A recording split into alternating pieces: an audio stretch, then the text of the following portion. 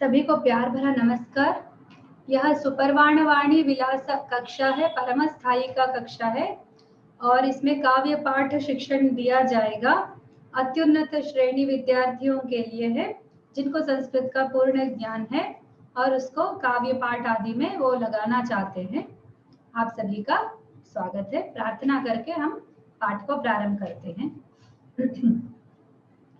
यो ब्रह्माणं विदधाति पूर्वं यो वै वेदांश्च प्रहिणोति तस्मै तदेवमात्मबुद्धिप्रकाशं मुमुक्षुर्वै शरणमहं प्रपद्ये।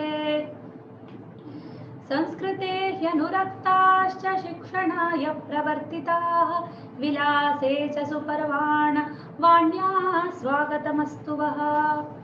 संस्कृतेन हि संस्कारः संस्कृतिश्च विवर्धते कटिबद्धा भवे मात्र रक्षणाय च संस्कृतेः। संस्कृति की रक्षा के लिए संस्कृत अध्ययन को माध्यम बनाकर चलाई जा रही इन कक्षाओं में यह 7वीं कक्षा है जो हर सोमवार को चलाया जाएगा। इसका नाम है सुपर्वाण वाणी विलासा और इसमें हम काव्यों के अध्ययन करेंगे जो संस्कृत के बहुत ही अच्छे उत्तम काव्य के नाम से जाने जाते हैं। दृश्य काव्य, श्रव्य काव्य, कोई भी काव्य हम इसमें पढ़ेंगे, काव्यों का अध्ययन होगा। आप सभी का इसमें स्वागत है। इसमें प्रथम पाठ हमने चुना है प्रतिमा नाटकम। ये एक नाटक है यानी दृश्य काव्य है और इसका अंतर्भाग साहित्य में होता है। तो हम सबसे पहले जानेंगे कि साहित्य क्या चीज है। साहित्य बोले तो क्या है, उसका डेफिनेशन, उसका जैसे दुनिया में हम साहित्य से क्या समझते हैं। लिटरेचर का जो समानार्थक शब्द है वो साहित्य है, लिटरेचर। ठीक है, तो ये साहित्य में क्या क्या चीजें आती है और उसको किस चीज को हम लोग साहित्य बोलते हैं। तो इट्स अ क्रिएटिव लिटरेचर, जो क्रिएटिव राइटिंग बोलते हैं, रचनात्मक प्रबंध है, उसको साहित्य बोलते हैं। जो रचनात्मकता से जुड़ी है, सृजनात्मक बोलते हैं तेलुगु में, सृजनात्मकता या रचनात्मकता, वो साहित्य होता है। तो सबसे पहले देखते हैं कि कोश क्या कहता है। लोकानुभव तो ये कहता है कि साधारणतः साहित्य के नाम से हमको कथा की याद आती है, मतलब जिसमें कोई कथा हो, कोई कल्पित कथा हो, किसी ने कुछ बनाया हो। तो सभी साहित्यों में कथा अवश्य होती है।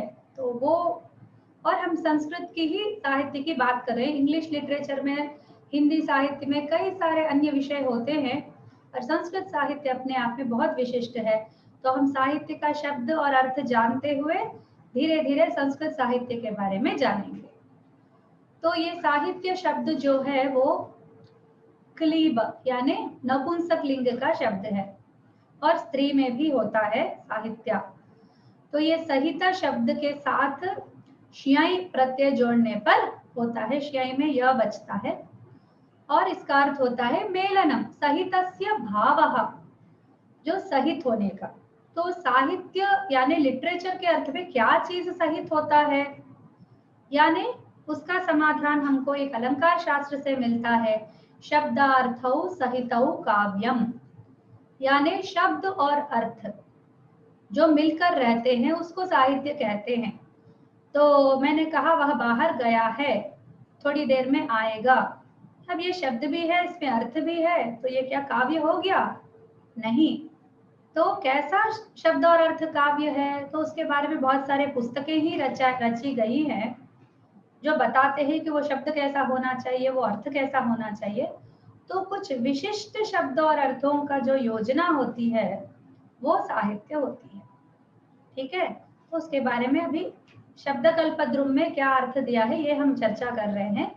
मनुष्य कृत श्लोकमय ग्रंथ विशेषः, मनुष्यकृत श्लोकमय ग्रंथ विशेषः। श्लोक का अर्थ यहाँ पर केवल अनुष्टुप छंद है क्या, यानी फिर केवल रामायण महाभारत ही काव्य होंगे, साहित्य होंगे, बाकी सब साहित्य होना बंद कर देंगे क्योंकि उसमें अन्य वृत्त रहते हैं, क्योंकि श्लोक यानी केवल अनुष्टुप छंद होता है। लेकिन आजकल में हम श्लोक शब्द को हर पद्य के लिए, हर संस्कृत कॉम्पोजिशन के लिए, यानी वो कोई भी वृत्त हो, कोई भी छंद हो, हम उसको श्लोक कहने लगे हैं। पर वास्तव में श्लोक का अर्थ अनुष्टुप छंदस ही है। ओके, जैसे उद्यमेन हि सिद्ध्यन्ति कार्याणि न मनोरथैः न हि सुप्तस्य सिंहस्य प्रविशन्ति मुखे मृगाः। फिर भगवद गीता का धर्म क्षेत्रे कुरुक्षेत्रे वो वाला है, वो सब श्लोक होते हैं। तो बाकी सब होना बंद कर देंगे, ठीक है। तो ऐसा नहीं है। तो श्लोक का अर्थ है कोई भी पद्य में, कोई भी वृत्त में रची गई जो रचना है वो, और मनुष्यकृत होना इसके लिए आवश्यक है। तो वेद जो साहित्य शब्द से लिटरेचर, वाङ्मय अर्थ में भी साहित्य का प्रयोग होता है। वाङ्मय यानी हर कोई लिखित चीज, हर कोई अध्ययन वस्तु जो है एक भाषा में उपलब्ध, वो सारा भी मिलाकर ये हो जाने लगेगा, साहित्य हो जाने लगेगा। तो इसीलिए ये शब्द डाला है मनुष्यकृत, कोई भी व्यक्ति के द्वारा बनाया गया ग्रंथ विशेष, पुस्तक, कोई भी पुस्तक ग्रंथ है, ग्रथित है। ग्रंथ का अर्थ है शब्दों को डाल डालकर जो बनाया जाता है वो ग्रंथ होता है, ग्रथित, ठीक है वो, ठीक है। और उसका उदाहरण भी बता रहे, सतु भट्टी रघु कुमार संभव माघ भारवी मेघदूत विदग्ध मुख मंडन शांति शतक प्रभृतयः, ठीक है। तो कुछ काव्यों के उदाहरण दिए हैं इन्होंने। भट्टी काव्य, रघुवंश, कुमार संभव, माघ यानी शिशुपाल वध, भारवी कृति यानी किरातार्जुनीयम, फिर मेघदूतम, अभी विदग्ध मुख मंडन शांति शतक मुझे नहीं पता। तो इन सभी ग्रंथों का जो उदाहरण दिया है, इससे हमको समझना है कि इन सब चीजों को साहित्य कहते हैं, ठीक है। शतक वगैरह भी साहित्य के अंतर्गत आते हैं। राजशेखर नाम का एक साहित्य शास्त्रज्ञ कह सकते हैं, जो अलंकार शास्त्र के प्रणेता है, उन्होंने कहा है कि ये साहित्य जो है वो पंचमी विद्या है। बाकी 4 विद्याएं हैं, पुराण, न्याय, मीमांसा, धर्मशास्त्र, ठीक है। और साहित्य होता है पंचमी, यानी कि पुराण, न्याय, मीमांसा, धर्मशास्त्र के अध्ययन के बाद साहित्य अध्ययन का ही मुख्य स्थान है, ठीक है। तो पंचमी विद्या होती है ये साहित्य। सच कहे तो साहित्य इन सबसे भी विशिष्ट होती है, क्योंकि पुराण में केवल धर्म आदि विषय रहते हैं, कथाएं रहती है, घटनाएं रहती है, ठीक है। सर्गस्य प्रतिसर्गश्च वो तो बहुत प्रसिद्ध श्लोक है जिसके द्वारा पुराण के लक्षण बताए जाते हैं। फिर न्याय विषय, मीमांसा विषय, इसका तो कहना ही बेकार है, क्योंकि वो अपने ही स्वशास्त्र विषय बताते हैं। बेकार है मतलब हम जानते हैं, इसलिए कहने की आवश्यकता नहीं है, ये अर्थ है। वो शास्त्र बेकार है ऐसा नहीं है, ठीक है। वो शास्त्र तो बहुत विशिष्ट होते हैं, पर उसमें अपने स्वशास्त्र विषय रहते हैं, ठीक है। तो सप्त पदार्थ वगैरह, जो पदार्थ क्या क्या लक्षण है वगैरह, न्याय में, मीमांसा में वो सब हम देखते हैं। कर्मकांड, मीमांसा में पूरा कर्मकांड भरा हुआ है। और धर्मशास्त्र के विषय होते हैं कि क्या धर्म है, क्या अधर्म है, कौन सा कब आचरण करना चाहिए, व्यवहार आदि, ये सब धर्मशास्त्र। लेकिन हम साहित्य की बात करते हैं तो ये सब साहित्य में होता है। साहित्य सच कहे तो अपना कुछ नहीं होता साहित्य में, ठीक है। अपना साहित्य में कुछ भी नहीं होता, ठीक है। केवल वो पूरे इन चीजों का एक संचय मात्र होता है, ठीक है। इन सब चीजों का एक संचय होता है साहित्य। उसमें पुराण विषय भी होते हैं, धर्मशास्त्र विषय भी होते हैं, और क्या क्या होते हैं हम आगे देखेंगे। साहित्य का स्थान देखते हैं कि ये काव्य आदि, नाटक आदि कहाँ पर आते हैं। सबसे पहला स्थान वेदों का है हमारे भारतीय साहित्य में, संस्कृत साहित्य में। उसके बाद उपनिषदों का है, क्योंकि वेद के ही चौथा भाग उपनिषद होता है, बाकी 3 होते हैं वो संहिता, ब्राह्मणम, आरण्यकम, उपनिषद, ठीक है। तो उपनिषद पे कुछ कथाएं वगैरह होते हैं, इसलिए मैंने उसको डाला है। वेद के बाद उपनिषद, फिर इतिहास, इतिहास यानी महाभारत और रामायण, इन दोनों को इतिहास कहते हैं। और फिर पुराण, पुराण जो अपने वेदव्यास महर्षि ने बनाए हैं, पुराण सारे 18 पुराणानि है ना, अनाकलिंग कुस्कानी, वो जो पद्य है, भद्वयम मद्वयम चैव, चतुष्टयम, वो वाला श्लोक आता है ना, उस पे पुराणों के सारे नाम आते हैं। तो वो, तो उसके पुराणों के होने के बाद स्मृति, स्मृति शास्त्र यानी मनुस्मृति है, याज्ञवल्क्य स्मृति है, ये वाले उनका स्थान आता है। फिर ये सब आप सोचिए, ये सब कुछ ही विषयों से, यह इतिहास को छोड़ दीजिए, इतिहास में तो सारे विषय आते हैं। अब इन पुराणों में, इन सब में भी कुछ कुछ ही आते, लेकिन साहित्य में कलाएं भी आती। पुराणों में कलाएं नहीं रहती है, ठीक है, काव्य नाटक आदि में कलाओं का भी प्रस्तावना होती है, ठीक है, इसलिए ये बहुत ही विशिष्ट होते हैं। मतलब ये अंत में आए हैं, इसलिए इन सब का समावेश काव्य में होता है, ठीक है। जैसे हम एक कालिदास का काव्य लेते हैं, मालवी काव्य मित्र में चित्रकला का एक प्रस्ताव आता है, ठीक है, और ऐसे ही संगीत शास्त्र का आता है, नाट्य शास्त्र का आता है, उसमें नाट्य, नृत्य कला का आता है उसमें। इस प्रकार कई सारे विषयों का सम्मेलन, आयुर्वेद है, धनुर्वेद है, धर्मशास्त्रों के विषय सभी उसमें आते हैं। और अपना जो संस्कृत साहित्य है वो सर्व प्राचीन साहित्य है। इसकी विशिष्टता क्या है बोले तो वो सर्व प्राचीन है।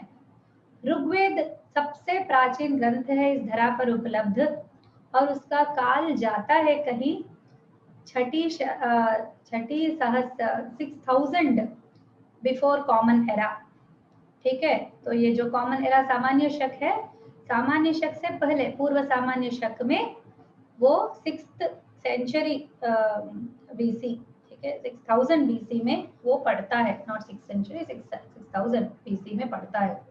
तो ये तिलक महोदय का दिया हुआ डेट है, जो कई सारे विद्वान इसको हाँ बोलते हैं। फिर हम देखते हैं रामायण काल, उससे कुछ बाद में, थोड़े ही बाद में, जैसे वो 6000 बीसी है, तो sorry common before common era है बीसीई, और ये रामायण का भी 5000 बीसीई में आता है, वो पूर्व सामान्य शक में। तो वो इतना प्राचीन है। बाकी हम चीजों को देखते हैं, अंग्रेजी भाषा हो या फिर कोई अन्य भाषाएं हैं, वो तो सब कॉमन एरा के ही है, मतलब अभी सामान्य शक के ही है। वो मैक्सिमम 600, 700, 500, बस थोड़ा वही से स्टार्ट हुए हैं, ठीक है, और थोड़ा सा फर्स्ट सेंचुरी कॉमन एरा वहीं से तो स्टार्ट हुआ है ना उनका गणना, इसीलिए तो बिफोर कॉमन एरा और फिर कॉमन एरा का ये बना है, इसी कारण से बना है कि उनका वहीं से स्टार्ट हुआ है। लेकिन हमारा ऐसा नहीं है, उससे कई हजार साल पुरानी हमारा साहित्य और बहुत ही ऊंची जीवन शैली, ऊंचा जीवन विधान उसमें छलकता है, ठीक है। और एक विशेष है संस्कृत साहित्य का कि ये सर्वांगीण है। सर्वांगीण का अर्थ होता है कि इसमें सभी अंग है। सभी अंग किसके अंग है भाई बोले तो धर्म अर्थ काम मोक्ष, ये चतुर्विध पुरुषार्थ है। धर्म का विषय तो है ही, अर्थ काम विषय भी है, मोक्ष का विषय भी। अभी हम आधुनिक साहित्य में देखते हैं या किन्हीं और भाषाओं के साहित्य में देखते हैं, इतना विपुल साहित्य, इतना विपुल धर्म का प्रस्ताव कहीं पर भी नहीं, विपुल ही नहीं, कुछ भी नहीं दिखता कि वो सामान्य सा भी धर्म के विषय में नहीं बोलते, वो अर्थ काम का ही आधारित होकर बोलते हैं, जहाँ पर केवल एक इंद्रियों की तृप्ति है कि वो पढ़कर केवल इंद्रियां तृप्त होती हैं, वैसा साहित्य हम देखते हैं। उसको साहित्य कहना भी बेकार है, वो तो कुसाहित्य है, ठीक है। और मोक्ष का तो छोड़े, मोक्ष का तो शब्द का अर्थ भी नहीं पता उनको, पर हमारे पास मोक्ष के लिए भी साहित्य है। हम जो यतियां भी पढ़ते हैं, एक यति है, सन्यासी है, वो स्वयं बताते हैं कि सभी काव्य हम नहीं पढ़ते हैं, पर कुछ काव्य हैं जो बहुत ही उन्नत स्थिति के, उन्नत स्तर के हैं, हम उनको पढ़ सकते हैं, यति जन भी पढ़ सकते हैं, ऐसे काव्य भी हैं। तो हम मुक्ति के लिए भी काव्यों का वगैरह हम अध्ययन करते हैं, ठीक है। तो ये सर्वांगीण विषय लेकर संस्कृत साहित्य होता है। उसके बाद धर्म दृष्टि, जो अभी इससे पहले बताई थी, धर्म दृष्टि है संस्कृत साहित्य का सर्व विशेष अंश है कि अधर्म के विषय इसमें नहीं रहते हैं। कोई राक्षस है, उसे मरना ही होगा, वो अधर्म करेगा तो भगवान उसको आके मारेंगे, ठीक है।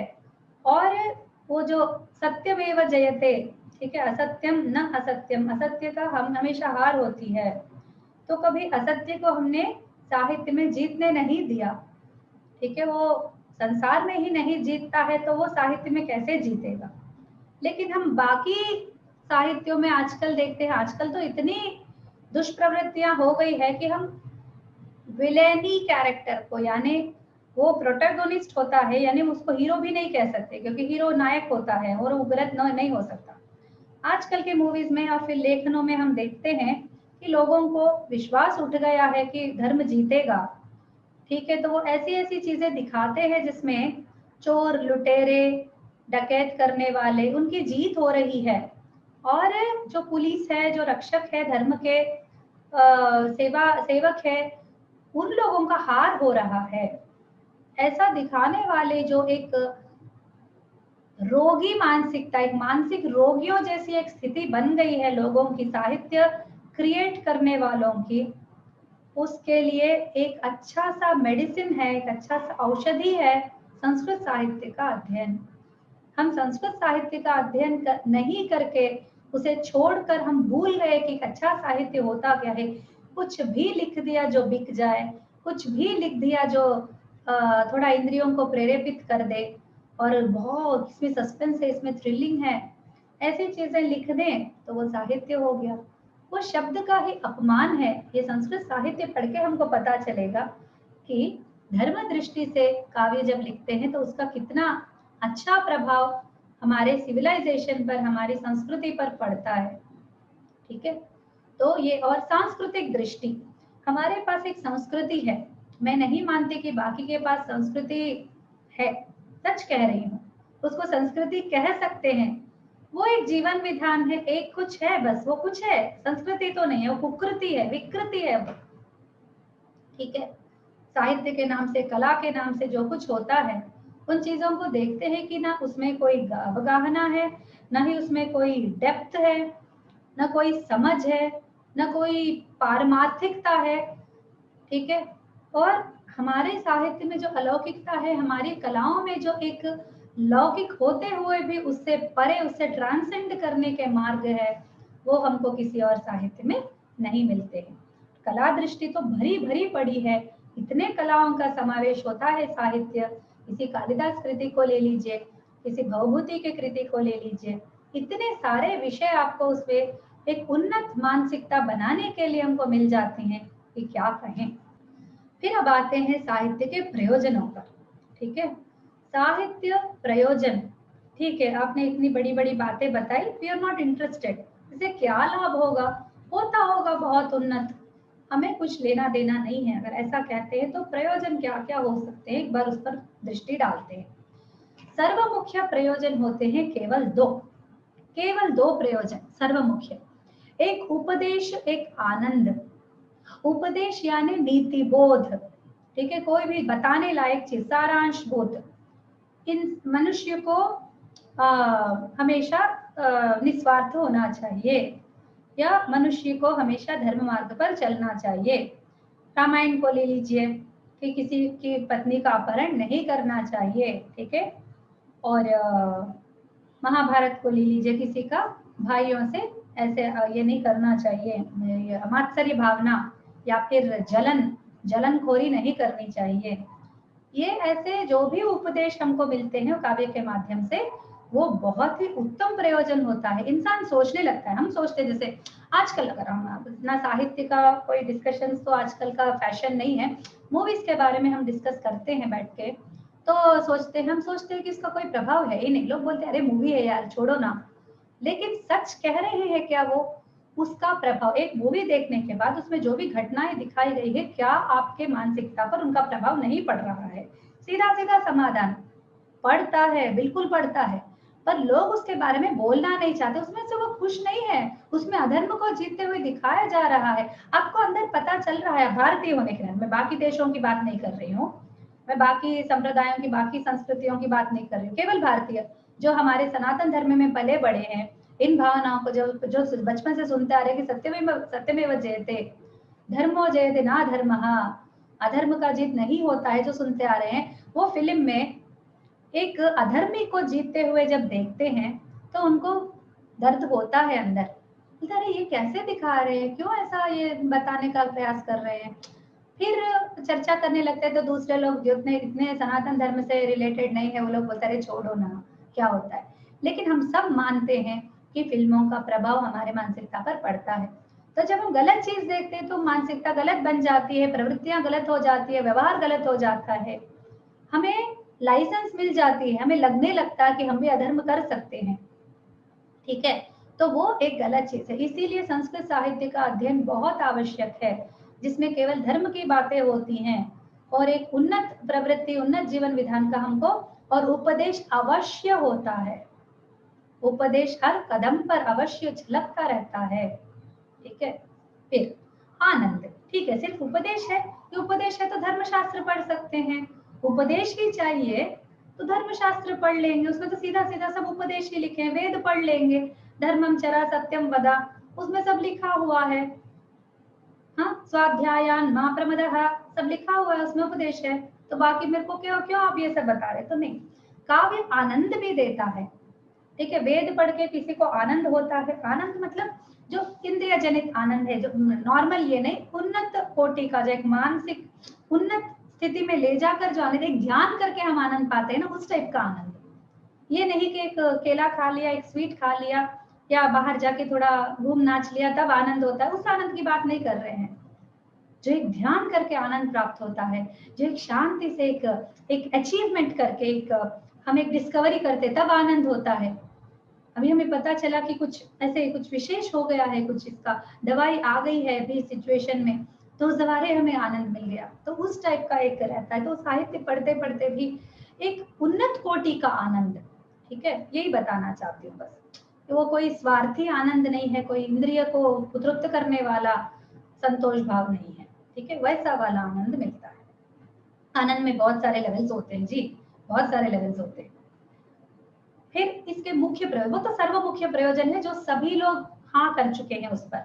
ठीक है, ये जो उपदेश और आनंद है, सभी लोगों ने माना है कि साहित्य का प्रयोजन वही होता है। अभी हम इसके मुख्य प्रयोजनों पर आते हैं। ठीक है, मुख्य प्रयोजन 6 बताए गए हैं कवि मम्मट के द्वारा। मम्मट कवि काश्मीर के हैं, उन्होंने काव्य प्रकाश नाम का ग्रंथ लिखा है।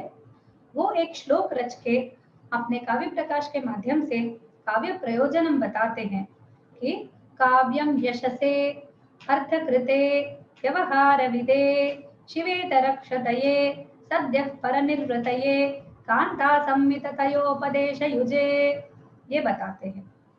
काव्यम यशसे, देखते हैं क्या क्या, एक एक को देखते हैं। काव्य किस लिए है, यशस के लिए है।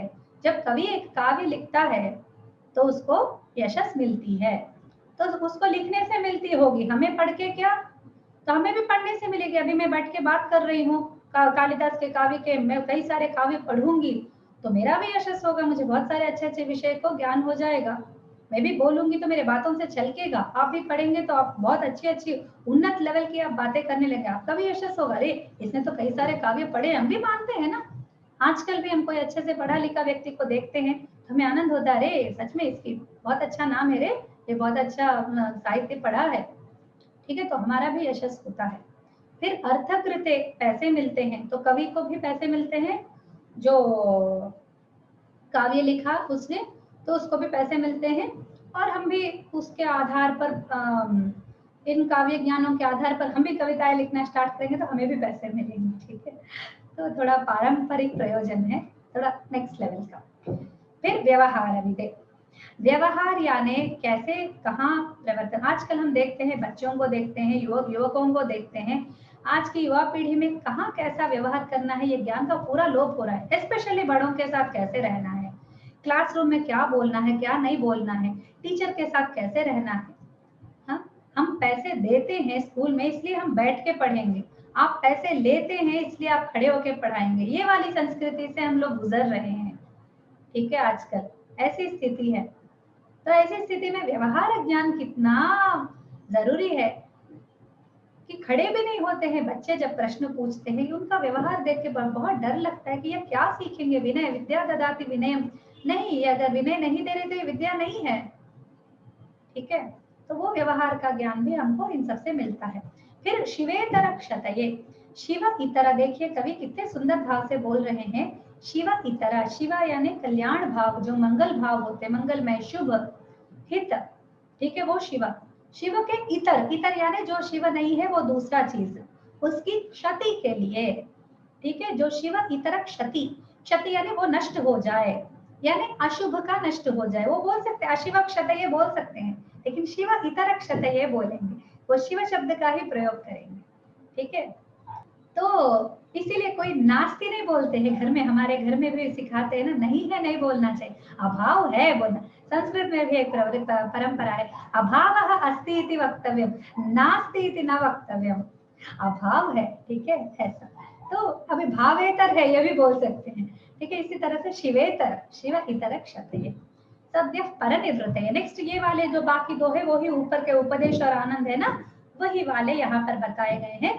सद्य परनिवृत्ति, हमारा मन खिन्न है, ठीक है। पहले तो अभी तो मूवीज वगैरह गाने सब आ गए हैं, पहले तो कुछ होता नहीं था, तो तब केवल पुस्तक ही मनुष्य का साथी हुआ करता था। तो उस समय में कहीं से कोई मन खिन्न है तो एक पुस्तक खोल लेते, पुस्तक खोलते से ही, इवन आज भी आप करेंगे इस काम को, कोई भी एक काव्य ले लेंगे, उसको पढ़ने लगेंगे तो आपको झट से आनंद होगा, उसके लिए आपको रुकना नहीं पड़ेगा। जैसे कोई तपस्या करके आनंद मिलता है, ध्यान करके आनंद मिलता है, तो ध्यान के अंत में मिलता है आनंद, तपस्या के अंत में मिलता है वर। लेकिन ये काव्य ऐसा चीज है जिसको पकड़ के पढ़ना शुरू करते से ही हमको आनंद मिलना प्रारंभ हो जाता है। वागर्थाविव संपृक्तौ वागर्थ प्रतिपत्तये जगतः पितरौ वंदे पार्वती परमेश्वरौ, बोलते से ही हमको वाग और अर्थ की तरह जुड़े हुए, वाग और अर्थ की शक्ति मुझ में जागृत करने के लिए पार्वती परमेश्वर जो जैसे जुड़े हुए उनको नमस्कार करता। अरे वाह, ये पार्वती परमेश्वर की बात नहीं, वाक और अर्थ। तो आप सोचेंगे कि वाक जो बोलना है उसका अर्थ है, इसको अभिन्न है, इसको कोई जो भिन्न नहीं कर सकते। इसी तरह पार्वती परमेश्वर भी मिले हुए, वाह क्या भाव है, क्या उपमान है, सुपर। तो पढ़ते से ही हमको आनंद मिल गया, ठीक है। और फिर कांता संमित तयोपदेश युजे, उपदेश युजे, कांता संमिततया उपदेश युजे, ठीक है। इसका एक और प्रयोजन है, अभी उपदेश जो बोला है वो किस प्रकार का उपदेश है, केवल उपदेश नहीं है। उपदेश तो कई अन्य ग्रंथों से हमको मिल रहे, केवल काव्य ही क्यों, केवल साहित्य ही क्यों। तो उसका अर्थ ये है कि कांता संमिततया, एक कांता यानी पत्नी, देखिए कांता का अर्थ कुछ और नहीं है, कांता यानी कामिनी स्त्री, जो हमको बहुत पसंद है, जिस पर हमारा मन है। पुरुष के पक्ष में कांता यानी पत्नी, और स्त्री के पक्ष में कांता यानी जो बहुत ही उनका पति है, जो बहुत ही इष्ट व्यक्ति है जीवन में, वो पति पत्नी एक दूसरे के लिए होते हैं।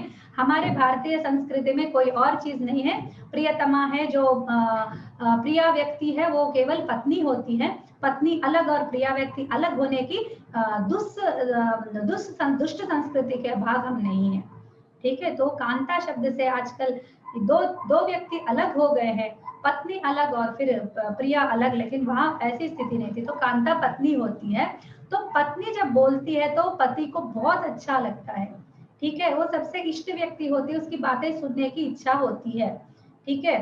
तो वो बताएगी, किस प्रकार बताएगी, अरे सुनिए ना, आप ऐसा क्यों कर दे, नहीं आप और अच्छा कर सकते, इस प्रकार। फिर वो पति भी पत्नी को बताते तो पत्नी को बहुत अच्छा लगता है, देखो मेरे सबसे इष्ट व्यक्ति मुझे बता रहे हैं तो मैं इसको करूंगा या करूंगी, ये भावना मनुष्य में जागृत हो जाता है, चाहे वो स्त्री हो चाहे पुरुष हो, दोनों के पक्ष में ये अप्लाई होता है। लेकिन ये काव्य एक पुरुष ने लिखा है, इसलिए वो कांता संहिता बोलते हैं, उनको अपनी पत्नी की याद आ गई है लिखते समय, इसलिए उन्होंने ऐसा कहा। लेकिन एक टेक्निकल भी है, टेक्निकल चीज भी है, ये 3 टाइप के कृतियां होती है। एक है वेद, ठीक है, हमने विभाजन स्टार्टिंग में देखा था ना, वेद, पुराण और काव्य, ये तीनों को हम इन तीनों को ले लेते हैं। तो वेद में प्रभु संहिता बोलते हैं वेदों, यानी वो केवल आदेश देते हैं, सत्यम वदा धर्मं चरा स्वाध्यायन मा प्रमदः, वो प्रभु संहिता, जैसे एक राजा आज्ञा देते हैं कि तुम इसे करो, एक राजा आज्ञा हो गई, जैसे हमें बताया गया है कि ये तुमको फॉलो करना है, ये अगर करोगे तो ये गलत होगा, तुमको पकड़ा जाएगा, तुमको सजा हो सकती है, बस उतना है। वैसा ही सिचुएशन है वेदों के साथ। अब पुराण पर आते हैं। पुराण थोड़ी सी कठिनाई कम करके मित्र जैसे हो जाते हैं। मित्र संहिता बोलते हैं पुराण। मित्र संहिता इसलिए बोलते हैं क्योंकि वो एक हाथ पे मुझे अपने कंधे पर हाथ डालकर एक मित्र जैसे, अरे यार तू सुनना, ऐसा ऐसा करना, देखो उन्होंने ऐसा किया उनका ऐसा लाभ हुआ, इनने ऐसा किया उनका ऐसा नष्ट हुआ, तुम ऐसा करोगे तो तुमका ऐसा होगा, ऐसा करके एक मित्र की तरह बताते हैं जिसमें हमको सुनने की इच्छा होती है। कोई बाहर वाला बोले तो हम नहीं सुनते, हमारा मित्र बोलते हैं अच्छा अच्छा हमारे फ्रेंड ने बोला है ना, शायद ये सही होगा, हमारा हित चाह करके बोल रहा है ये, ठीक है। ये सब मैं अच्छे फ्रेंड्स की बात कर रही हूँ, बुरे फ्रेंड्स की बात नहीं कर रही हूँ, ठीक है। और फिर अभी आते हैं काव्य पर। प्रभु संहिता, मित्र संहिता, फिर कांता संहिता। कांता यानी अब पत्नी बोलेगी तो इतने प्यार से बोलेगी, रामादिवत वर्तितव्यम न रावणादिवत। वैसा काव्य से जो संदेश मिलता है वो पत्नी के वाक्य की तरह बहुत ही सुख देता है और हमें प्रवृत्त कराता है, बहुत आसानी से हमें धर्म मार्ग में प्रवृत्त कराता है। अब आते हैं आनुषंगिक प्रयोजन पर। आनुषंगिक यानी जो अंगभूत है, जो मुख्य नहीं है, जो उसके साइड इफेक्ट्स बोलते हैं ना, साइड के साइड प्रयोजन, ठीक है। बहुत सारे साइड प्रयोजन है, एक एक चीज को हम देखते हैं। उदार भाषा ज्ञानम, सबसे पहले हमारी भाषा अभिवृद्धि होती है, हमारी भाषा की बहुत अच्छी अभिवृद्धि होती है।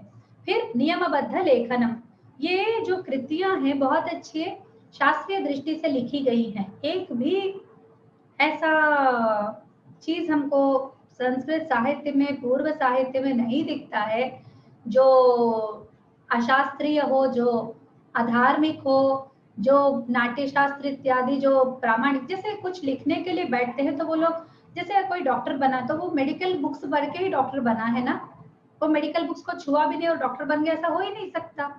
इसी प्रकार उस टाइम के कोई भी कवि शास्त्र न पढ़ के कविता न लिखता था। आजकल तो कुछ भी, everything is passed under the name of literature. मैं कुछ भी लिख दूंगी, उसको बोलूंगी ये वचन कविता है, हाइकू है, ये है वो है, उसमें कुछ रहता है ना, वो पढ़ के सबको पता चलता है कि इसके अंदर कोई भाव है ही नहीं। अब मैं शेर के लिए देखते रहते, शेर वगैरह पढ़, कुछ सार ही नहीं रहता, उसको शेर के रूप में पास करते हैं, नॉर्मल रहता है उसमें कुछ भी, मतलब कोई दिल को छू लेने वाला भाव हो तभी तो कुछ भी लिख दिया, कोई सार नहीं रहता है। वैसे चीजें हमारी संस्कृत साहित्य में हमको नहीं मिलती है, ठीक है। फिर उसके बाद भरत नाट्य शास्त्रम और अलंकार शास्त्र, जैसे कोई नाटक है तो नाट्य शास्त्रम का रहते, फिर कोई काव्य है अलंकार शास्त्रों का वगैरह, सबका अध्ययन करके वो लोग सब लिखे हैं, ठीक है। तो वो कालिदास की कविताएं देखते हैं, कोई भी देखते हैं, उसमें ये सब हमको बहुत स्फुट रूप से पता चलता है। इसलिए उससे दूर वो लोग, जैसे स्टेज पर मृत्यु नहीं दिखानी चाहिए, जैसे किसी को मारना नहीं दिखाना चाहिए, केवल सजेस्ट करना चाहिए, या फिर किसी व्यक्ति के, जैसे कोई भागता हुआ आएगा प्रतिहारी, महाराजा महाराजा सह हतः युद्धे, ऐसा बोलेगा, वो युद्ध में मारा गया है, हो गई बात, पता चल गया। वो आके एक चाकू ले रहा है, उसको गुस्सा आ रहा है, उसको बहुत अच्छे अच्छे प्यार से बोल रहा है, उसको गुस्सा आ रहा है, ये सब नहीं दिखाते स्टेज पर। और आलिंगन चुंबन इत्यादि नहीं दिखाते स्टेज पर, और भय जुगुप्सा ये सब दिखाने वाली चीजें नहीं दिखाते स्टेज पर, ये सब भावनाएं जगाने वाले, ठीक है। तो ये एक बहुत ही विशेष चीज है संस्कृत साहित्य के बारे में, कि बहुत ही नियमबद्ध और बहुत ही सिस्टमैटिक रहता है। और जो वस्तु लेते हैं काव्य वस्तु के रूप में, बहुत ही उदात्त वस्तु लेते हैं, चाहे वो प्यार हो, चाहे श्रृंगार हो, चाहे भय, चाहे कुछ भी, मतलब कोई भी वीर रस हो, कुछ भी हो, तो उदात्त स्थायी का रहता है। ये नहीं कि चीप, जो चीप डायलॉग्स होते हैं, जो चीप एक एकदम घिरी हुई चीजें बोलते हैं आजकल के मूवीज में, तो गालियां देते वगैरह, वो सब नहीं होते उसमें, ठीक है। बहुत ही एकदम उन्नत लेवल का होता है। फिर उसके नायक होते हैं आजकल के जैसे बिल्कुल नहीं होते, उसके नायक बहुत ही हाई लेवल के होते हैं, ठीक है।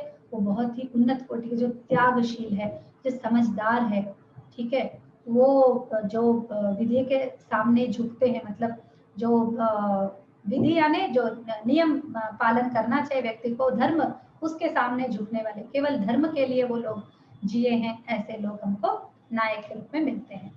फिर संस्कार वर्धकम, इसमें ये सब पढ़ के अब इतनी अच्छी अच्छी चीजें होंगी तो हमारा संस्कार तो बढ़ेगा ही। हम लोग ऐसी गलत चीजें नहीं सोचेंगे, सही चीजों को हम पढ़ते रहेंगे तो सही चीजें ही हमारे अंदर जाएंगी और कल को व्यवहार में अभिव्यक्ति होगी। फिर आत्मीय भाव, आत्मीय भाव क्या है, जैसे ये मेरा साहित्य है, मेरे से संबंधित लोग हैं, ये जो कैरेक्टर्स मैं पढ़ रहा हूँ, ये मेरे जीवन विधान, मेरे पूर्वजों का जो ये है उसी से संबंधित है, ऐसी एक आत्मीय भावना हमारे अंदर आती है। हमको ये नहीं लगता, कोई फॉरेन मूवी देखेंगे, कोई फॉरेन नॉवेल्स पढ़ेंगे तो हमको वहाँ के व्यवहार कुछ पता भी नहीं चलता। कई सारी चीजें शेरलॉक होम्स वगैरह में पढ़ चुकी हूँ, उसमें देखती हूँ कि मैं उतना ज्यादा रिलेट नहीं, हाँ ठीक है बहुत मजा आता है, अच्छा लगता है जहाँ तक समझ में आए। तो बहुत सारी ऐसे होते हैं जो वो कुछ चीजों के बारे में, कुछ व्यवस्थाओं के बारे में, जैसे घर में उनके कुछ कुछ चीजें रहते हैं, कुछ पोर्टिक वगैरह, पता नहीं क्या बोलते हैं उसको, मुझे पता नहीं चलता था कि ये क्या चीज है, कितना भी समझने का कोशिश करूँ। फिर इसके बाद विदेश में कजिन्स गए, फिर उन्होंने बताया कि ऐसा ऐसा होता है, फिर अच्छा अच्छा इसके बारे में उस बुक में बात कर रहे थे, ठीक है। और फिर वो लोगों के रिलेशनशिप्स, वो लोगों के जैसे वो पढ़ते हैं, अरे ये तो अधर्म है शादी से पहले, रिलेशनशिप्स के बारे में लोग बहुत आसानी से बात कर लेते हैं, पर यहाँ पर ऐसी हमारे को स्थिति नहीं मिलती है।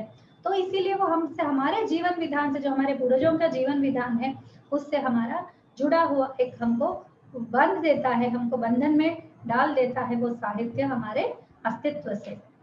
फिर विकटत्व का, विकृति का पूर्ण अभाव है। वो पुस्तक को पढ़ के कुछ भी हमारे अंदर विकृतियां नहीं होती है, क्योंकि वही बताए ना, इंद्रियों को तृप्त करने वाली कोई चीज उसमें नहीं है। वो केवल एक हाई लेवल का मानसिक आनंद होता है, वो केवल एक संस्कार वर्धक आनंद होता है, न कि कोई जुगुप्सादायक और फिर एकदम मन में बहुत हानिकारक भावनाएं नहीं पैदा करता है। ठीक है, किसी ने भी अच्छे व्यक्ति को मार दिया, सच में किसी भी मूवी में एक अच्छे व्यक्ति को अकारण मरते हुए देखते, अकारण से एक पाप होते हुए देखते हैं, पापाचरण होने वाला जीत रहा है ऐसा देखते हैं, मन में बहुत हानि होती है, बहुत ग्लानि होती है। तो वो सब हमारे साहित्य में नहीं होता है। और व्यक्तित्व विकास, अंतिम और बहुत मुख्य प्रयोजन है व्यक्तित्व विकास। आजकल पर्सनालिटी डेवलपमेंट के नाम पर न जाने क्या क्या कितने कोर्सेज बिक रहे हैं, कितने लोग इसको सेल कर रहे हैं। आप संस्कृत साहित्य पढ़िए, संस्कृत नाटक, संस्कृत काव्य पढ़िए, आपको अपने आप व्यक्तित्व विकास मिल जाएगा। ठीक है, बहुत सारे पर्सनालिटी डेवलपमेंट के विषय, कि क्रोध को कैसे काबू में रखें, व्यवहार कैसे करें, लोगों से कैसे बात करें, जब दुख हो उसके साथ कैसे झेलें, कहाँ पर मिस्टेक्स हो सकती हैं, ये सब का हमको धीरे धीरे बिना पता हो के ही हमारे अंदर वो संस्कार जागते चले जाते हैं। इसके बाद हम साहित्य की प्रक्रियाओं के ऊपर थोड़ी सी एक दृष्टि डालते हैं। साहित्य के प्रक्रियाएं होते हैं, सबसे काव्य दो टाइप का, मुख्य दो टाइप के विभाजन होते हैं। पहला विभाजन दृश्य काव्य, श्रव्य काव्य। दृश्य यानी जो देखते हैं, श्रव्य यानी जो सुनते हैं। ठीक है, तो दृश्य काव्य के अंतर्गत नाटक आते हैं, अभी हमारा प्रतिमा नाटक उसी के अंदर आता है। ठीक है, श्रव्य काव्य यानी जो सुन सकते हैं, यानी केवल सुनने के लिए, वो टाइम था जब सुनाने का, सुनने सुनाने का ज्यादा था, इतने बुक्स पब्लिश नहीं होते थे, जिसके पास बुक होती तो पढ़ता था, तो बाकी लोग सुनते थे। ठीक है, और दूसरा टाइप का विभाग होता है पद्य गद्य चंपू। ठीक है, पद्य गद्य और चंपू। तो महाकाव्य, खंड काव्य, चंपू काव्य यहाँ नहीं है। श्रव्य काव्य दो टाइप के, महाकाव्य और खंड काव्य में होता है। ठीक है, फिर दृश्य काव्य होता है, नाटक, नाटक मेन होता है, फिर वो 10 टाइप का होता है। दृश्य काव्य नाटक में जो 10 टाइप है उसमें पहला वाला नाटक ही होता है, मतलब मुख्य नाटक ही होता है, और उसका नाटकों में वैरायटी का पहला वाले को भी नाटक ही कहते हैं। ठीक है, तो वो दृश्य काव्य होते हैं, जो देखा जैसा, जिसके लिए एक आहार्य चाहिए, एक वेशभूषा चाहिए, डायलॉग्स चाहिए, वेदी चाहिए, वस्तु चाहिए, पात्रधारी चाहिए, तो ये सब दृश्य काव्य के अंतर्गत आता है। श्रव्य काव्य में केवल चित्रबंध, पदबंध होते हैं, पद चित्राणी, पदों से जो शब्द पढ़कर हमारे अंदर एक पिक्चर बनता जाता है, बस वही श्रव्य काव्य होता है। लेकिन दृश्य काव्य में एक पिक्चर को दिखाया जाता है स्टेज पर। दोनों में बहुत अंतर है, उसका इफेक्ट का अंतर है। तो अभी हम दृश्य काव्य को भी पढ़ रहे हैं, कोई यहाँ नाटक नहीं कर रहे हैं, हम पढ़ रहे हैं। ठीक है, और फिर गद्य। गद्य दो टाइप का होता है, कथा और आख्यायिका, जो हर्षचरित, कादम्बरी वगैरह हिस्टोरिकल भी होते हैं, कल्पित कथा भी होते हैं, ये सब गद्य में आते हैं। फिर उसके बाद जब हम संस्कृत काव्य पढ़ रहे होते थे, इवन नाटक में भी, ठीक है, पद्य होते हैं, पद्य यानी वर्सेस। ठीक है, बहुत सारे श्लोक जो बताई थी ना, डिफरेंट छंदस में, अलग अलग छंदस में, अलग अलग वृत्तों में हमको बहुत सारे पद्य दिखते हैं।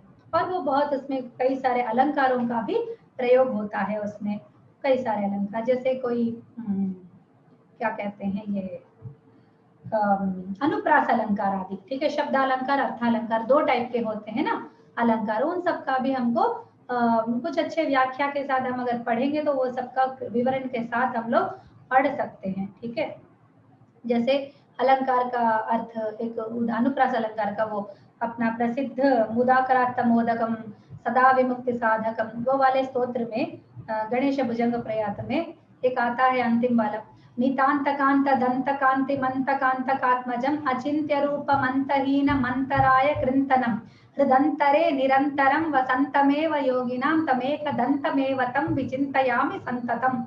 अंत अंत अंत अंत अंत आता है। ठीक है, और फिर वो एक शिवतांडव स्तोत्र में स्मरच्छिदम पुरच्छिदम भवच्छिदम मखच्छिदम गजच्छिदांधकच्छिदम तमंतकच्छिदम भजे, तमंतकच्छिदम भजे, वो छिदा छिदा छिदा शब्द का उन्होंने लिया, गजच्छिदम मखच्छिदम। ठीक है, वो छिद करने वाला ऐसा शिव हमारी रक्षा करे, वो आता है उसमें। तमंतकच्छिदम भजे। ठीक है, छिद उसको हम मैं भजता हूँ। तो ये बताते हुए उन्होंने वहां पर छिदा छिदा छिदा का उन्होंने प्रयोग किया है। ठीक है, तो उससे हमको पता चलता है कि कितना सुंदर है, सुनते से ही आनंद आता है। ठीक है, उसके बाद शिव भावना, उसके बाद गणेश भावना, उसके बाद भक्ति बाद में आएगी। लेकिन उस स्तोत्र को पढ़ते से, वो भी एक टाइप का काव्य ही है, स्तोत्र भी एक टाइप का काव्य है। और हम इन पाठमालाओं में ये जो काव्य नाटकों का वो है, उस काव्य में हम स्तोत्र भी लेंगे। ठीक है, स्तोत्रों का भी हम इसमें अध्ययन करेंगे प्रतिमा नाटक के बाद, और नेक्स्ट हम जब ले लेंगे तो एक स्तोत्र भी ले सकते हैं। ठीक है, तो वो उसमें भी अलंकार होते हैं, उसमें भी कई सारे छंद वृत्त अलग अलग सब होते हैं स्तोत्रों में, और बहुत आनंद आता है स्तोत्रों को पढ़कर भी। ये काव्यों के अंतर्गत भी स्तोत्र आते हैं, जैसे आप किरातार्जुनीयम देखेंगे, शिव जी का बहुत ही अत्यंत आकर्षक स्तोत्र उसमें है।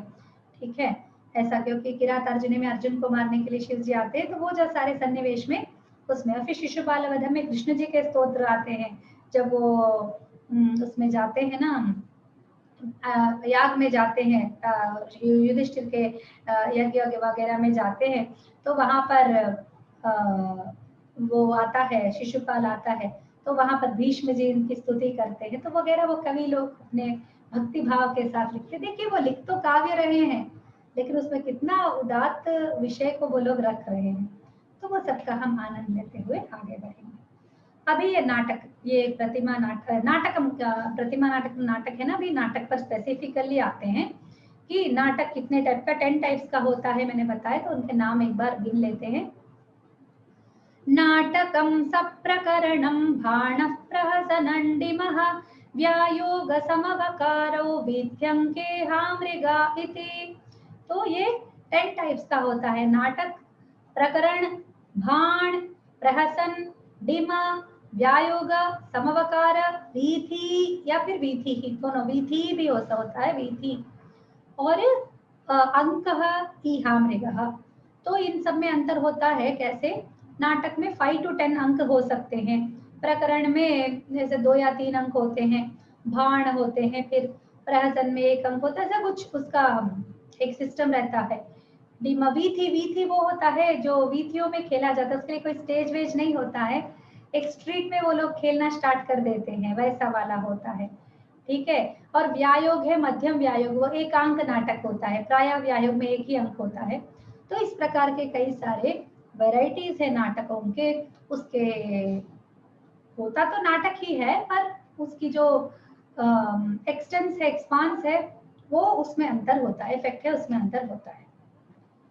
फिर हर नाटक में एक वस्तु होती है, एक इतिवृत्त होता है, कथा के बिना कोई चीज साहित्य में नहीं होती, इसलिए साहित्य शब्द सुनते ही हमें कथा का स्फुरण इसलिए होता है क्योंकि चाहे वो काव्य हो, महाकाव्य हो, आख्यायिका हो, और नाटक हो, डिमा हो, समावकार, कुछ भी हो, उसमें एक इतिवृत्त वस्तु जरूर होती है।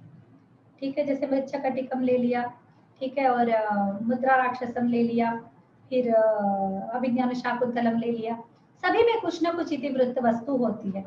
वो महाभारत से, रामायण से, किसी पुराण से कुछ भी हम लोग ले सकते हैं, और फिर उसको इतिवृत्त बनाकर, यानी इतिवृत्त को ही एक घटनाक्रम में योजित करते हैं। ठीक है, एक स्टोरी होता है, एक मूवी होती है, मूवी में भी एक स्टोरी होता है ना, मूवी, स्टोरी के बिना मूवी नहीं चलती है। ठीक है, तो उसमें एक सूत्र होता है क्रम से, जो हर नाटक में अवश्य होता है। फिर एक नेता या नायक होता है जो कई सारे अच्छे सद्गुणों से युक्त होता है। और नायक के लक्षण बताते समय अलंकार शास्त्रों में इतना अच्छा वो लोग एक पिक्चर बनाते हैं, सच में ऐसा नायक क्रिएट करने की बड़ी इच्छा होती है। सच में ऐसे गुणों वाला, जैसे रामायण के पहले वो पूछते हैं कि कौन वस्मिन् साम्प्रतं लोके गुणवान कश्च वीर्यवान धर्मस्य धर्मज्ञश्च कृतज्ञश्च, हाँ, सत्यवाक्यो दृढ़व्रतः, ऐसा सब पूछते हैं कई सारे गुणों को। वो 16 गुण पूछते हैं, तो ये शायद 32 या उससे भी ज्यादा नारद जी उसके आंसर में बताते हैं, या फिर 64 गुणों को बताते हैं वो। ठीक है, कहाँ 16 कहाँ 64, वो पूछते कि ऐसा कोई व्यक्ति है, तो बोलते हैं ऐसा व्यक्ति नहीं, और भी गुणों से युक्त व्यक्ति है। ठीक है, तो कस्य बिभ्यति देवाश्च जात रोषस्य संयुगे, वो सब पूछते हैं। ये अस्ति नारद बोलते हैं। तो ऐसा कोई पुनः राम जैसा कोई हीरो लिख सकते हैं क्या? चैलेंज वाल्मीकि ने जो क्रिएट किया, सबको चैलेंज करती हूँ मैं, ऐसा एक हीरो को क्रिएट करके बताइए आप। आजकल के मूवीज, इतने सारे मूवीज आप देख रहे हैं, आजकल इतने सारे निकल रहे हैं, सॉरी आप देखते नहीं, मुझे नहीं पता, निकल रहे किसी में भी, जो भी आप देखते हैं उसमें राम जैसा कोई नायक आपको मिला क्या? नहीं मिलेगा। ठीक है, इतने सारे शुभ लक्षण उसमें है। तो ये प्रतिमा नाटक में भी राम जी ही हीरो है। ठीक है, तो उनके सारे जो धीरोदात्त, धीरोद्धता, धीर ललिता, धीर शांता, नायक के 4 लक्षण बताए गए हैं। सबसे पहले धीर तो होता ही है, वो धीर उदात्त का नायक होता है राम जी जैसे। और दुष्यंत है वहां पर, अभिज्ञा शाकुंतल में दुष्यंत है। फिर धीरोद्धता भीम, भीम जी बहुत ही एकदम धीर उद्धत नायक है, वो बहुत एकदम वीर रस से युक्त। फिर धीर ललिता, धीर ललिता वो होता नागानंदम में है ना, जीमूत वाहना, वो है। वो जो होता है उसका ललिता, यानी ललिता क्वालिटीज में काव्यत्व गुण आदि होते हैं, जो साहित्य का प्रेमी होता है वो उस टाइप का ललिता नायक। फिर धीर शांत, वो एकदम गंभीर और एकदम शांत नायक होता है, युधिष्ठिर आदि। ठीक है, तो ऐसे देता भी कोई ऐरा गैरा कोई भी नायक हो जाता है, कोई भी पॉकेट मार नायक हो जाए, कोई भी व्यभिचारी नायक हो जाए, ऐसा कभी नहीं होता। वो एकदम उदात्त गुण वाला, अच्छे लक्षणों वाला होता है। फिर नाटक में रसों का समावेश होता है। रसों के बारे में तो पूरी कक्षा बता सकती हूँ मैं। ठीक है, तो रसों का जब सन्निवेश होता है तो उसमें 8 से लेकर 11-12 तक रसों का बताए गए हैं अलंकार शास्त्रों में, लेकिन लोक में 9 रस प्रचलित है। श्रृंगार, वीर, रौद्र, भयानक, अद्भुत, वो सब रस है। तो वो जो सारे रसों का समावेश, अब नाटक में ऐसा होता है कि एक मुख्य रस होता है, उसको अंगी रसा बोलते हैं। ठीक है, जैसे रामायण को ले लेंगे तो किसी भी कृति में, कभी काव्य है, नाटक है, सब में रस होता है। रस यानी जो मुख्य भावना हमारे अंदर वो पैदा करता है, वो रस है। जैसे रामायण को ले लेते तो करुण रस मुख्य है। ठीक है, जैसे मुख्य पूरा कथा भाग, जैसे राम जी वन को जा रहे होते हैं, या फिर सीता जी का अपहरण हो जाता है, भरत वो पादुका लेने के लिए वो लेके चले जाते हैं, उस टाइम का जब पूछने के लिए आते, राम जी आप वापस आ जाओ, वो सब जो सन्निवेश है। और फिर राम जी का विलाप, फिर रावण वध के बाद वो जो वहां का विलाप दृश्य है, तो जो भी देखेंगे आप उसमें बहुत सारा करुण रस का समावेश होता है। ठीक है, करुण रस प्रधान है, पूरा काव्य में वो फ्लो होता रहता है। लेकिन जैसे आप केवल सुंदरकांड को ले लेंगे तो हनुमान जी जब सागर उल्लंघन करते रहते हैं तो कितने सारे अद्भुत चीजें होती है वहां पर, एकदम अद्भुत रस भी बीच में आता है। फिर वो लंका का दहन कर देते हैं और सोचने लगते हैं अरे मैंने तो लंका को दहन कर दिया, सीता जी कहीं जल तो नहीं गई। फिर उनको डर लगता है, उनको दुख होता है, पश्चाताप होता है, तो वहां पर अलग रस हमारे अंदर भावना आती है। फिर वो उससे पहले रावण के पास जाकर बात करता है, एकदम वीर जैसा, लंका दहन के पहले एकदम वीर वीर रस वहां पर छलकता है। ठीक है, और बीच में वो अपना बंदर जैसा एक वो नाचते है, वो मुझे सीता जी मिल गई, दिव्य मंदोदरी को देख के सीता जी समझते, वहां पर जो उनका व्यवहार रहता है वो एकदम हास्य पैदा करता है। ठीक है, फिर राक्षसों से युद्ध करते समय वो वीर रस पैदा होता है। इस तरह हम केवल सुंदरकांड को देख रहे हैं तो इतने सारे रसों का समावेश है, तो वो सब अंग रस है, धीरे छोटे छोटे रस है। ठीक है, लेकिन जो एकदम आगे से लेकर अंत तक प्रवाहित होता है वही मुख्य रस होता है। ठीक है, फिर नाटक में अंक होते हैं। नाटक का मुख्य जो विभाग होते हैं, वो अंक होते हैं। प्रतिमा नाटक में प्रायः 7 अंक देखेंगे। तो ये अंक ऐसे है, विभाजन है, एक एक दृश्य, मुख्य दृश्य को ले लेते हैं वो। जैसे रामायण से उन्होंने दशरथ की मृत्यु तक एक अंक हो गया, फिर से इन लोगों का वन गमन तक एक अंक हो गया, फिर भरत का आना एक अंक हो गया, फिर भरत जी का जाके राम जी से मिलना एक अंक हो गया। ऐसे ऐसे डिवाइड करके वो लोग अंक बनाते हैं। ठीक है। फिर नांदी होती है एक। नांदी बहुत सुंदर होते हैं कुछ कुछ काव्यों में और फिर नाटकों में नांदी होती है जो सबको आनंद देती है, वो नांदी भगवान को प्रीति के लिए वो बोलते हैं। अभिज्ञान शाकुंतलम की नांदी है, या सृष्टु सृष्टिराध्या, शिव जी को अष्टमूर्ति के रूप में वो प्रस्तुति करके वो आगे बढ़ते हैं। इसका भी प्रतिमा नाटक का बहुत सुंदर नांदी है, हम देखेंगे। ठीक है, नांदी होती है नाटक में। फिर पात्र होते हैं। ठीक है, नाटक में पात्र भी होते हैं। कुछ कुछ नाटकों में बहुत सारे अधिक पात्र होते हैं, कुछ कुछ नाटकों में कम होते हैं। अब ये क्या है, प्रतिमा नाटक रामायण पर आधारित है और बहुत सारी लंबी कथा ले ली है उन्होंने, इसलिए कई सारे पात्र इसमें आते हैं। ठीक है, कुछ कुछ नाटकों में कम ही पात्र होते हैं। और जैसे वाल्मीकि रामायण में भी राम जी है, सीता जी है, भरत जी है, लक्ष्मण जी, दशरथ जी, सब लोग हैं। और प्रतिमा नाटक में भी वो सब है। ये मत सोचना कि ये जो राम जी है वो दशरथ जी के राम जी है, ये भास के राम जी है। ठीक है, तो वही पात्र हो, जैसे दुष्यंत शकुंतला है अभिज्ञान शाकुंतला में, सब लोग पढ़ चुके होंगे। तो वो महाभारत में जो दुष्यंत शकुंतला है उनके कैरेक्टर्स बिल्कुल अलग है। महाभारत की शकुंतला ना इतनी प्रौढ़ा है, इतनी प्रौढ़ा है वो कि एकदम बहुत ही एकदम स्ट्रॉन्ग लेडी है वो। लेकिन शकुंतला जो इनकी है वो एकदम प्यारी सी मुग्धा सी, कालिदास की शकुंतला प्यारी सी मुग्धा सी, एकदम दुनिया के से अनजान है वो और एकदम दुखी हो जाती है। ठीक है, वो टूटती नहीं है महाभारत की शकुंतला, लेकिन ये टूट जाती है। ठीक है, ऐसे इस प्रकार का वो लोग पात्रों को बनाते हैं। तो वो शकुंतला को पढ़ते समय ध्यान रखना है कि महाभारत की शकुंतला नहीं है, कालिदास की शकुंतला है। फिर हर कवि अपने काव्य में वर्णन करते हैं, बहुत ही सुंदर वर्णन करते हैं। और भास जी का वर्णन शैल है बहुत ही क्लुप्तता रहती है, मतलब झट झट से वर्णन करते चले थे। कुछ लोग बहुत विपुल वर्णन करते हैं, इनका बहुत छोटा छोटा झलक झलक जैसा वर्णन करते हैं। ठीक है, तो प्रतिमा नाटकम के बारे में, भास के बारे में थोड़ा सा विषय जानकर आज की कक्षा खत्म करेंगे। भास जी ने 13 नाटक लिखे हैं, भास नाटक चक्रम के नाम से वो प्रकाशित हुए हैं। तो जब तक महोपाध्याय टी गणपति शास्त्री महोदय ने कुछ नाटकों का अन्वेषण यानी डिस्कवरी नहीं किया, तब तक भास का नाम केवल एक नाम ही था। उससे पहले हमको पता नहीं था कि भास नाम का कोई व्यक्ति होगा भी। शायद वो केवल ऐसे ही एक अनजान, एक सस्पेंस व्यक्ति था, कोई इसके बारे में कुछ पता नहीं, जानकारी। अचानक से किसी पुराने लिपि भांडागार में, यानी हस्तलिखित मातृकाएं रहती है ना, पांडुलिपि, उसके कुछ ग्रंथालय में कहीं पर उनको मिल गए हैं ये सारे ग्रंथ। तो उन्होंने उनको डिस्कवर किया और बोला ये सब ऐसे नाटक है, इनके बारे में जैसे कालिदास ने लिखा, कुछ गुण लिखे भास के बारे में, बाण कवि ने कुछ गुण लिखे। तो वो देखकर इनको नाटकों के वो सब समझ में हो गया कि वो लक्षण इसमें दिख गए उनको। तो बोले ये देखो भास के हमको मिल गए हैं नाटक। तो बहुत बड़ा एक डिस्कवरी हुआ था, पूरे विश्व भर में एक ये फैल गया, अरे वाह भास के नाटक मिल गए, भास सब मिल गए, भास अब रियल व्यक्ति है, भास कोई ऊहा नाम नहीं है, सबको पता चल गया। तो इन नाटकों के विशिष्ट लक्षण होते हैं। अभी समय नहीं है हमको वो सब डिस्कस करने का, हम डायरेक्टली पाठ में जाएंगे अगले सप्ताह। तो इसमें पात्र भी बहुत ही उदात्त है, वो सब हम डिस्कस कर चुके हैं।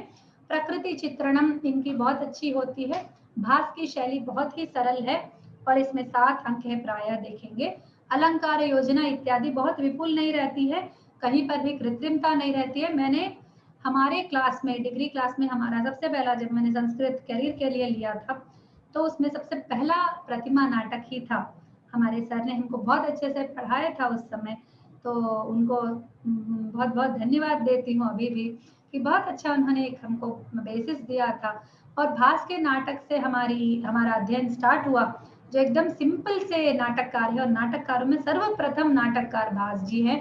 तो उनके हम पढ़ने जा रहे हैं नाटक को, तो इसलिए बहुत ही आनंद हो रहा है आप लोगों को इसको पढ़ाते हुए। मुझे पढ़ाने का मौका मिला, उस समय मैं स्टूडेंट बन के बैठी हुई थी, आज मैं टीचर बन गई हूँ। उसी भास जी से ही मेरा संस्कृत अध्ययन स्टार्ट हुआ है, तो इसलिए उनको नमन करते हुए हम अगले सप्ताह पहला श्लोक पढ़ेंगे और नाटक का आरंभ करेंगे। विधान ये होगा कि मैं आपको केवल एक मुद्रित पुस्तक दिखाऊंगी, कोई मटेरियल में नहीं दे सकती आपको।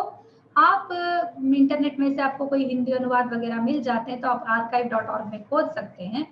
उनसे संबंधित आपको कुछ भी जानकारी चाहिए या पुस्तक पढ़ना है तो आप इंटरनेट को सोर्स बना के आप स्वयं उसको कर सकते हैं। इनमें केवल मैं डिस्कस करूंगी और आपको पढ़ाऊंगी, श्लोकों के अर्थ वगैरह समझाऊंगी और सब शब्द पूर्वक ध्वनि पूर्वक ही होगा। मैं अक्षरों को टंकित करके उसका पूरा मटेरियल बनाने की स्थिति में मैं नहीं हूँ, इतना समय भी नहीं है।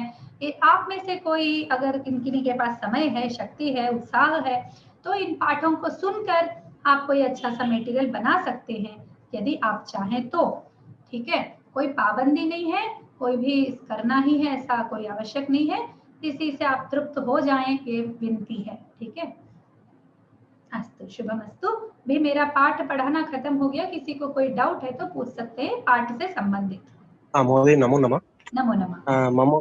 मम एकः प्रश्नः अस्ति, तत्र मनुष्यकृत श्लोकमय ग्रन्थविशेषः साहित्यम् इति।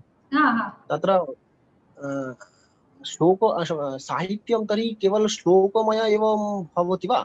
यदि तद् गद्यं भवति यथा कादम्बरी कुमार आपको उसका मैंने पहले ही समाधान दे दिया था। श्लोक यानी वो बहुत विस्तृत अर्थ में बोल रहे हैं। श्लोक यानी कोई भी पद्यबद्ध रचना, ठीक है, कोई भी पद्यबद्ध या गद्यबद्ध कोई भी रचना। वो श्लोक को एक क्रिएटिव क्रिएटिविटी को सूचित करने वाला शब्द के रूप में बता रहे हैं। या फिर ऐसा ले सकते हैं कि वो शब्द कल्पद्रुमकार का निर्वचन है, सभी का नहीं है, वो सर्वव्याप्त नहीं। क्या वो नहीं जानते क्या शब्द कल्पद्रुमकार की कादम्बरी भी एक काव्य है? वो नहीं जानते क्या? जानते हैं। तो उन्होंने श्लोक शब्द को बहुत विस्तृत अर्थ में उन्होंने प्रयोग किया है। ठीक है, हम श्लोक शब्द का अर्थ हम अगर देखते हैं तो हमको पता चल जाएगा। तो मैं अगले सप्ताह प्रयास करूंगी आपको दिखाने की। ठीक है, एक बार आपको स्क्रीन दिखाती हूँ, पूरे एक बार स्लाइड्स एक बार दिखाऊंगी, तो आपको कुछ डाउट्स है तो आप पूछ सकते हैं। तो सबसे पहले साहित्य के विषय में हमने पढ़ा था, उसका डेफिनेशन, फिर उसका प्लेस, फिर उसका महत्ता के इसके कुछ विशेष अंश हमने पढ़े थे। फिर हमने पढ़ा था उसके प्रयोजन के बारे में, मुख्य प्रयोजन, सर्वमुख्य प्रयोजन और फिर आनुषंगिक प्रयोजन, ये सब हमने पढ़ा था। उसके बाद हमने प्रक्रियाओं के बारे में पढ़ा कि साहित्य के ये मुख्य प्रक्रियाओं के बारे में पढ़ा। फिर ये पढ़ा कि उसमें छंद ज्ञान बहुत ही मुख्य होता है, अलंकार, रीति वगैरह। रीति के बारे में मैंने अधिक नहीं बताया, गौड़ी रीति, पांचाली रीति, वैदर्भी रीति, इस प्रकार का उसका जो शब्द बंध का प्रकार होता है, किस प्रकार के शब्दों का कवि ने प्रयोग किया है। कोई ललित शब्दों का प्रयोग करते हैं तो, और कालिदास का वैदर्भी रीति कही जाती है। गौड़ी बहुत ही एकदम हाई लेवल की स्टाइल होती है, जैसे कादम्बरी है, प्रौढ़ शब्दों का प्रयोग होता है, ओजोपूर्ण वो होती है गौड़ी। फिर पांचाली, दोनों का समन्वय होता है। ठीक है, और फिर हमने पढ़ा कि नाटक कितने टाइप के होते हैं, उसमें कौन कौन से विषय होते हैं, ये सब हमने पढ़ा। उसके बाद प्रतिमा नाटक के बारे में मुख्य विषय जाना। लगता है कोई और प्रश्न नहीं है और कक्षा का समय भी अतीत हो गया है, तो अभी हम प्रार्थना करके इसको समाप्त करते हैं। स्वस्ति प्रजाभ्यः परिपालयन्तां न्याय्येन मार्गेण महीं महिषाः गोब्राह्मणेभ्यः शुभमस्तु नित्यं। लोकाः समस्ताः सुखिनो भवन्तु, सर्वे भवन्तु सुखिनः, सर्वे सन्तु निरामयाः, सर्वे भद्राणि पश्यन्तु, मा कश्चित् दुःखभाग् भवेत्। सर्वं श्रीरामार्पणमस्तु। सभी को नमो नमः, प्यार भरा वंदन। आपको इसमें कोई रिमाइंडर ईमेल्स नहीं आएंगे। कृपया आप अपने मोबाइल इत्यादि या गूगल कैलेंडर इत्यादि का प्रयोग करके इसके रिमाइंडर सेट कर लीजिए और फिर कक्षा में आने का प्रयास कीजिए। मैं मेल्स कम्युनिकेशन करूंगी। इस कक्षा में जितने भी लोग आए हैं पंजीकरण अवश्य कर ले। मैंने जो ग्रुप में भेजा है इन्फॉर्मेशन, उसी में पंजीकरण का भी लिंक है। कृपया प्लीज आप पंजीकरण कर लीजिए ताकि मैं आपको मेल भेज सकूं। कोई भी समाचार है, किसी दिन कक्षा रही नहीं रही, कुछ भी इंफॉर्मेशन है, आपको मेल के जरिए मिल जाएगा। कक्षा से पहले एक बार मेल अवश्य आप चेक कर लीजिएगा, जो कि आपका रजिस्टर्ड मेल रहेगा वो। ठीक है, नमस्ते। धन्यवाद भगिनी।